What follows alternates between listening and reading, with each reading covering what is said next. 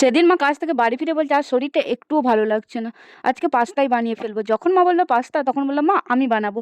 তো যেমন কথা তেমন কাজ। তো পাস্তা বানাতে চলে এলাম। তো দেখো এখানে আমি ১ম এ পাস্তা বানানোর জন্য সবজিগুলো কেটে নিয়েছি। সবজির মধ্যে আমি কিছুই নিইনি, ক্যাপসিকাম আর আলু আর কেটে নিয়েছি এখানে কাঁচা লঙ্কা আর পেঁয়াজ আর একটুখানি রসুন। এখানে তোমরা বিনস, গাজর এগুলোও ইউজ করতে পারো। তো তারপর আমি এখানে কড়াইয়ের মধ্যে তেল দিয়ে ডিম ভেজে নেবো। দেখো ডিম ভাজা হয়ে গেছে। তারপরে আমি কড়াইয়ে আবারও একটু তেল দেবো, দিয়ে তার মধ্যে দেবো রসুন, তারপরে দেবো পেঁয়াজ। আর এখানে আমি একটা কথা বলি, তোমরা পেঁয়াজটা কিন্তু বেশি লাল, লাল করে ভাজবে না।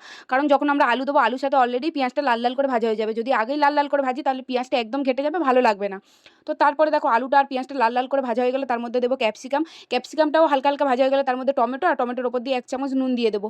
নুনটা তোমাদের একদম পরিমাণ মতো তোমরা দিও। তো নুনটা আমি দেওয়ার পরে এখানে একটা সস বানিয়ে নিচ্ছি। মানে এগুলো আমাদের যারা রেগুলার ঘরে ইউজ করি সেই সসগুলো ১ চামচ কাসুন্দি সস, টমেটো সস এবং সোয়া সস। এই ৩ টে দিলাম। এখানে তোমরা রেড চিলি সস ইউজ করতে পারো, কিন্তু আমি ঝাল চাই না কারণ আমি কাঁচা লঙ্কা দিচ্ছি, বেশি ঝালের দরকার নেই। তাই আমি রেড চিলি সসটা ইউজ করছি না। আর এখানে আমি শুধু ঘরে ইউজ করা যে রেগুলার মশলাগুলো সেগুলোই দেবো। তার মধ্যে আমি শুধু হলুদ গুঁড়ো, লঙ্কা গুঁড়ো আর একটু ধনে গুঁড়ো দিয়েছি।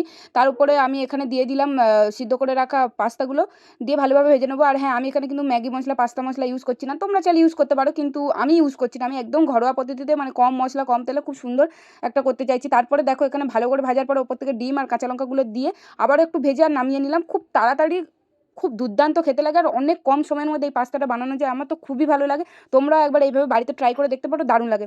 এরপর আমি আগে থেকে পেঁয়াজ আর শসা কেটে রেখেছিলাম, সেটা একটু পাস্তার মধ্যে দিয়ে দিলাম ওপর থেকে। এবার মাকে দেবো, চলো মা খেয়ে কী বলে দেখি।